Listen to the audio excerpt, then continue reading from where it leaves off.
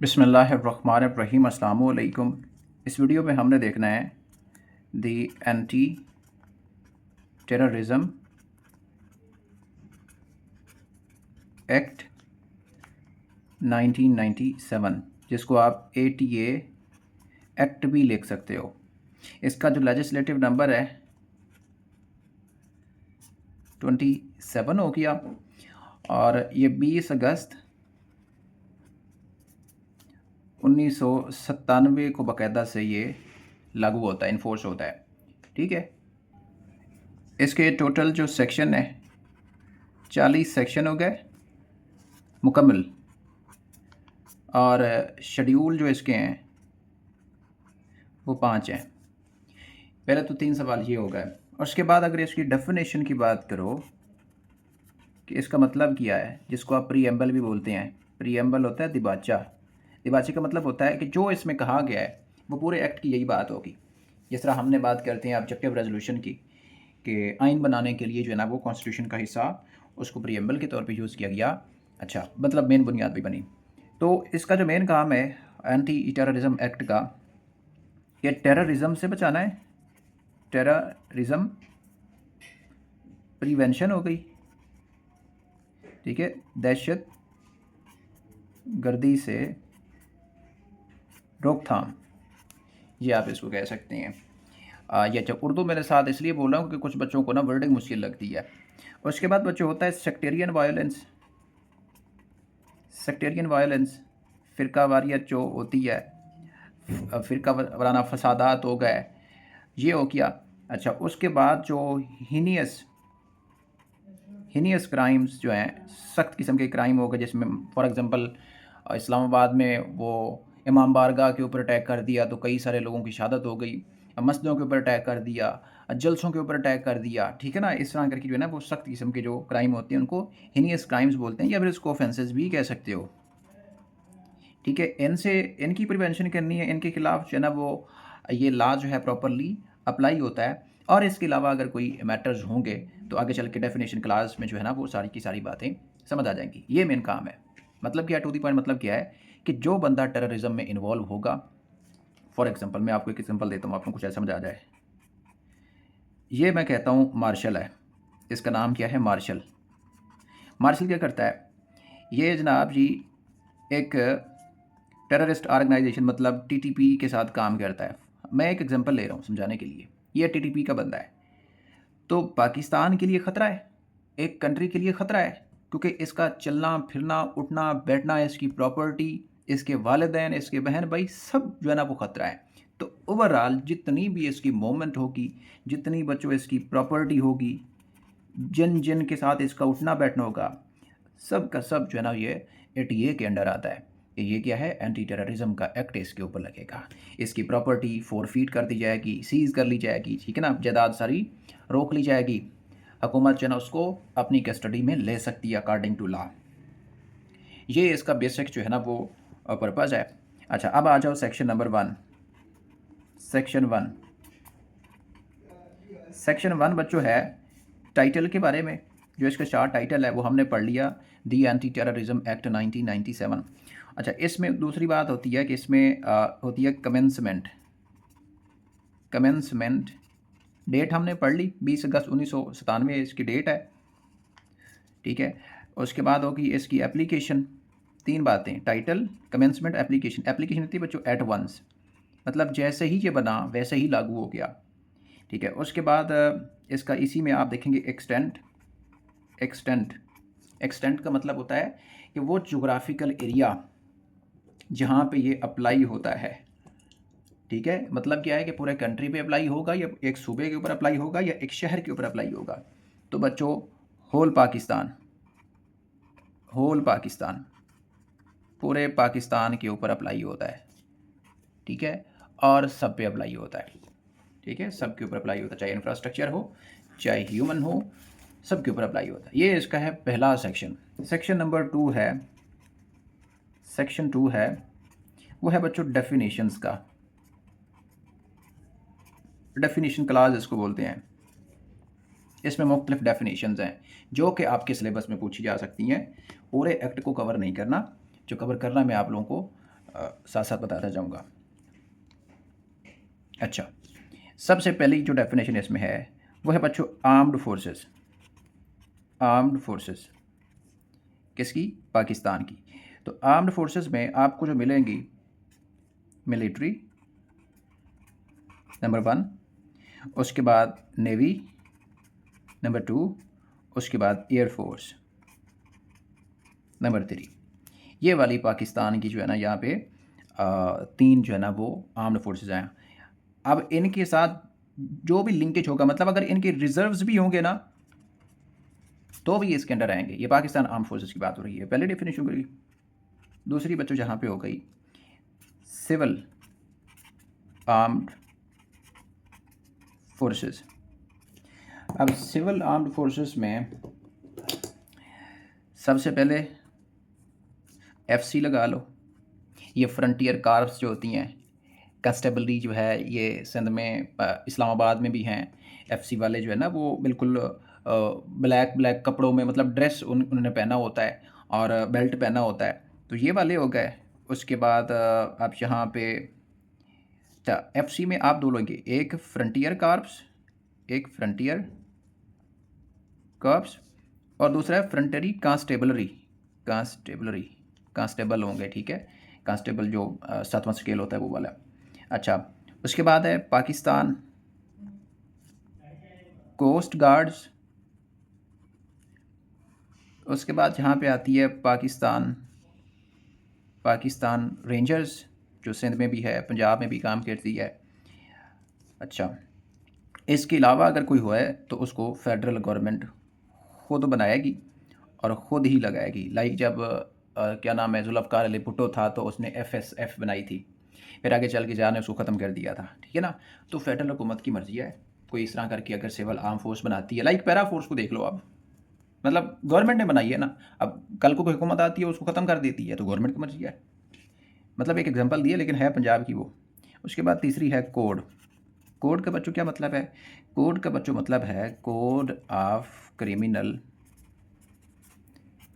Procedure 1898, ठीक है, जिसको आप कहते हैं CRPC या CPC भी इसको बोल देते हैं। इसका ये मतलब है। अच्छा, उसके बाद है चाइल्ड, बच्चा। चाइल्ड का मतलब ये है, यहाँ पे आप लोग लिखना है 18 साल से कम उम्र, फिर इसकी सज़ा भी कम होती है, ठीक है। 18 साल से कम उम्र। जुवेनाइल भी इसी कैटेगरी में आ जाते हैं। आप लोग पढ़ते हैं ना जुवेनाइल ऑफेंडर्स का, अगर वो कोई जुर्म करते भी हैं तो उनकी सज़ा इतनी नहीं होती है। वो कहते हैं ना कि बच्चों को जो है ना वो सज़ा नहीं दी जाती है। बहरहाल ये तो नहीं है ना कि टेररिस्ट एक्टिविटी में इन्वॉल्व होगा तो उसकी सज़ा तो कम होती है, लेकिन केस पे चलेगा ना। अच्छा, उसके बाद बच्चों यहाँ पे है जो आगे है कोर्ट। कोर्ट, एक सेकेंड, पेंसिल मेरे हाथ पे आज सही नहीं आ रही। अच्छा बच्चों, कोर्ट का मतलब है ATC कोर्ट। ATC का मतलब क्या है? Anti terrorism court. अब सवाल यहाँ पे बनेगा कि इसकी पावर्स कौन सी होती हैं, मतलब कौन सी पावर्स को इस्तेमाल करती है? सेशन कोर्ट वाली तमाम पावर्स। सेशन कोर्ट, फिर हाई कोर्ट, फिर सुप्रीम कोर्ट, ये ले रहे हैं केस की। तो जो सेशन कोर्ट में जिस तरह से ट्रायल होता है, ठीक है, जिस तरह से फिर उसकी जो है ना पनिशमेंट होती है, जिस तरह उसकी सुनवाई होती है, जिस तरह उसकी सज़ा मिलती है, सेम स्ट्रक्चर जो है ना वो एंटी टेररिज्म कोर्ट में होता है।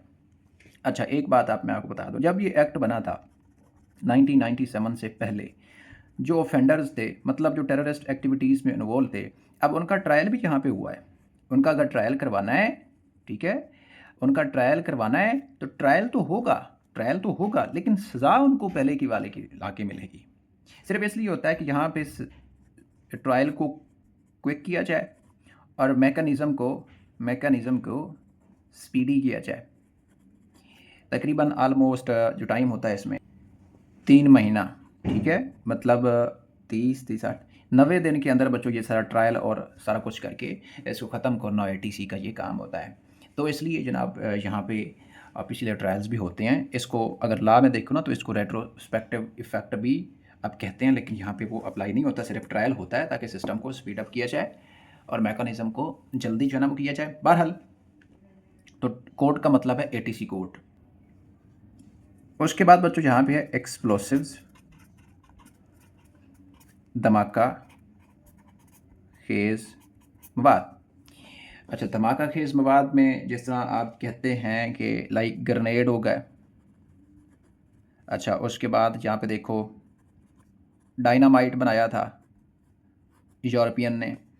अच्छा, उसके अलावा मतलब कोई भी ऐसी चीज़ जिसके फटने से नुकसान हो सकता है। अब नुकसान में चाहे प्रॉपर्टी हो, चाहे ह्यूमन लाइफ हो, मतलब कोई भी चीज़ है, स्टेट का हिस्सा है, तो उसमें नुकसान हो सकता है, तो वो एक्सप्लोसिव्स में आती है। तो इस पे ना एक्ट लगता है, एक्सप्लोसिव्स एक्सप्लोसिव्स एक्ट 1884। ये सवाल आपसे पूछ सकता है या फिर लिंक करेगा, क्या ये अप्लाई होता है, इसकी जो रिस्ट्रिक्शन अप्लाई होती है या नहीं होती है? बिल्कुल होती है भाई। टेररिस्ट जो है ना वो धमाके वाले जो है ना वो छोटे छोटे बम्स नहीं इस्तेमाल करते, बमलेट्स इस्तेमाल करते हैं, ग्रेनेड इस्तेमाल करते हैं, ठीक है। कोई धमाका खेज मवाद इस्तेमाल करते हैं, कोई केमिकल लगा लिया, ठीक है। तो इस तरह करके आप लोग देखा पेशावर में वो पुलिस स्टेशन पे अप्लाई हुआ, मस्जिद में धमाका हुआ, रोज़ जो है ना वहाँ पे आप लोगों को इस तरह की एक्टिविटीज़ जो है ना मिल रही हैं। तो एक्सप्लोसिव एक्ट FIA में भी आपको ये मिलेगा। अच्छा, उसके बाद बच्चों यहाँ पे आपको जो नेक्स्ट करना है वो है आर्म्स ऑर्डिनेंस। आर्म्स ऑर्डिनेंस 1965 में ये बनाया गया। ये असल में किस चीज़ के लिए था? ये बच्चों था, उसमें एक इसकी क्लास आती है फायर आर्म्स, ठीक है। फायर आर्म में कौन कौन सी चीज़ें आ जाती हैं, लाइक जिस तरह आप देखते हो राइफ़ल हो गई, राइफ़ल्स सारी हो गई, इंग्लिश में लिखते हैं राइफ़ल्स। अच्छा, उसके बाद हैंड गन्स हो गई, हैंड गन्स में पिस्टल्स हो गया, क्या नाम है, इसके अलावा MP5 हो गया और ग्लाक हो गया, इसके अलावा G3 हो गया, मुख्तलिफ़ तरह के रिपीटर्स हो गए। अच्छा, और इसमें आप इसके रेलिवेंट। अच्छा, अब ये सवाल है कि चाहे ये ऑटोमेटिक हो, देखिए ना कि मैगज़ीन लगी होती है इस तरह करके बहुत लंबी सी, वो खुद ब खुद जो है ना उसके ऊपर जो है ना वो बुलेट्स चढ़ती रहती हैं और वो फायर होती रहती हैं, या सेमी ऑटोमेटिक हो, ठीक है, या नॉन ऑटोमेटिक हो, मतलब खुद पकड़ के उसका बुलेट मारना पड़े, सारी इसके अंडर आती हैं। तो ये फायर आर्म्स इसको डिफाइन करता है, उसमें ऑर्डिनेंस लगता है, इस ऑर्डिनेंस के तहत इसके अंदर इसको रखा गया। उसके बाद बच्चों नेक्स्ट हमारे पास है फ़ाइन का। फ़ाइन का मतलब है कोई भी पेनल्टी, कोई भी जुर्माना कह लो, या इसको एक लॉ की ज़बान में कुनरी भी बोल देते हैं, ठीक है। जो कोई अमाउंट होती है, कोर्ट सज़ा के तौर पे लगा देती है कि इसने बिल्डिंग का नुकसान किया या किसी बच्चे का नुकसान किया, तो बाकायदा से उसको किसी की प्रॉपर्टी के बदले में उसको पे करनी पड़ती है। तो ये कौन डिसाइड करता है? ये बच्चों ATC कोर्ट डिसाइड करेगी। कोर्ट का मतलब क्या है? ATC court. तो कोर्ट जुर्माना लगाएगी, 5 लाख, 10 लाख, 15 लाख, जितना भी होगा पे करना पड़ता है। नेक्स्ट वाला सेक्शन जो है ना वो इम्पोर्टेंट है। फ्रीज़ का मतलब क्या है? फ्रीज़, फ्रीज़ का बच्चों मतलब ये है कि कोई प्रॉपर्टी है, प्रॉपर्टी है, कोई प्रॉपर्टी है, कौन सी प्रॉपर्टी? जो टेररिस्ट की एक्टिविटीज़ में इस्तेमाल हो रही है, चाहे वो पैसा स्मगल है कि क्यों ना है। मतलब अगर इंडिया से पैसा आता है, अफ़गानिस्तान में जाता है, फिर अफ़गानिस्तान से पाकिस्तान में जाता है, तो पाकिस्तान में जिस बंदे के पास है, वो बंदा भी जुर्मदार है, वो पैसा भी जुर्मदार है, ठीक है। ये नहीं है कि वो फॉर एग्ज़ाम्पल मतलब मेरे पास आ गया है, मुझे नहीं पता भाई ट्रांज़ैक्शन कहाँ से आई है, ये लीगल थी या इल्लीगल थी? इल्लीगल थी तो मुझे नहीं पता, लेकिन मेरे से पूछ परती तो हो सकती है। बाकी कोर्ट की मर्ज़ी है कि वो क्या डिसाइड करती है, लेकिन ये पैसा फ्रीज़ कर लिया जाएगा। जिस तरह आप देखते हो कि जैसे ही जो है ना यूक्रेन और रशिया की वार हुई, तो यूक्रेन के रशिया के सारे पैसे फ्रीज़ कर दिए गए। ईरान के ऊपर जब से जो है ना उसने ये न्यूक्लियर मिसाइल बनाना स्टार्ट किया, तो उसके सारे एसेट्स फ्रीज़ किए हुए हैं। क्यों? उनको लगता है कि यार ये टेररिज्म जो है ना वो कर रहा है, तो ये खित्ते के लिए ख़तरा है, इसलिए इनके पैसे सारे फ्रीज़ कर दो, इनकी सारी प्रॉपर्टी फ्रीज़ कर दो। अब उसमें होता है कि चाहे वो ट्रांसफ़रेबल हो, चाहे वो ट्रांसफ़र हो, चाहे उसको कन्वर्ट किया जाए, ठीक है, चाहे उसको मतलब पहले रुपया था तो उसको डॉलर बना दिया जाए, डॉलर से आगे कोई गन खरीद ली जाए, फिर उसको बेच से कोई आगे उसका कोई और मतलब इस तरह करके कोई चीज़ खरीदी जाए, चाहे उसको डिपोज कर दिया जाए, ठीक है, चाहे उसकी मूवमेंट हो, मूवमेंट में हमने ट्रांसफ़र पढ़ लिया है, तो ये सारा का सारा जो है ना वो सब कुछ फ्रीज़ कर लिया जाएगा। अच्छा, गवर्नमेंट, गवर्नमेंट आगे वाले डेफिनेशन में है गवर्नमेंट। जहाँ पे भी वर्ड गवर्नमेंट है उसका मतलब बच्चों फेडरल गवर्नमेंट लेना है, फेडरल गवर्नमेंट लेना है। प्रोविंशियल गवर्नमेंट इसके अंदर सारी कवर हो जाएंगी। अगर अदर का वर्ड आया ना, आप लोगों को डिफरेंस कैसे चलेगा? डायरेक्टली गवर्नमेंट लिखा हुआ है तो मतलब है फेडरल गवर्नमेंट, अगर अदर गवर्नमेंट लिखा हुआ है तो इसका मतलब बच्चों है प्रोविंशियल गवर्नमेंट्स, प्रोविंशियल गवर्नमेंट्स, ठीक है। PG provincial governments, provincial governments में फिर सारी आ जाती हैं। उसके बाद है ग्रीवियस। ग्रीवियस का मतलब है कि कोई बॉडी इंजरी हो जाना, मतलब कोई जिस्म का हिस्सा कट जाना, या कोई हाथ कट जाना, मटिलेशन जिसको आप कह सकते हो। अ, मतलब इस तरह करके कोई भी एक्टिविटी है, ये ह्यूमन है, इसका लिम्ब काट देना, कोई ना कोई इस तरह करके इसका बॉडी का आर्गन डिस्ट्रॉय कर देना, ये ग्रीवियस में आता है। अच्छा, हाई कोर्ट।